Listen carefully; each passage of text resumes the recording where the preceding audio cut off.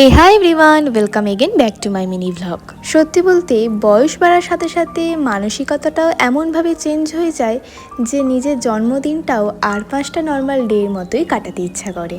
So আশা করি বুঝেই গেছো এটা হলো আমার জন্মদিনের মিনি ভ্লগ। আর প্রতিদিনের মতো এই দিনটাতেও মুখে হাসি নিয়ে মনে এক রাশ বিষণ্ণতা নিয়ে বেরিয়ে পড়লাম ডিউটির উদ্দেশ্যে। হ্যাঁ, বুঝতে পারছি জামাটা একটু বেশি কুঁচকে গেছে, কিন্তু এটা আমাকে দিদি বার্থডেতে গিফট দিয়েছে, তাই এটা আমাকে পরতেই হতো। প্রথমে তো ঠিক করেছিলাম আজকে যে আমার জন্মদিন সেটা আমি কাউকে জানতেই দেবো না, মানে একটু বেশি ম্যাচুরিটি দেখাবো আর কি।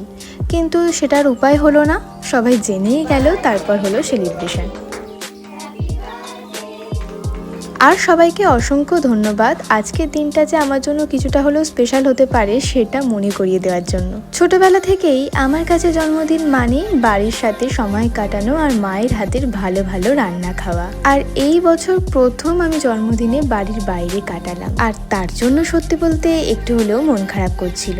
কিন্তু মন খারাপ করে রুমে বসে থেকে আজকের দিনটা তো আমি ফিরে পাবো না, তাই জন্য চলে এসেছিলাম পাটুলি। আর দিন শেষে এই এত গিফট পেয়ে আরো হ্যাপি হয়ে গেলাম।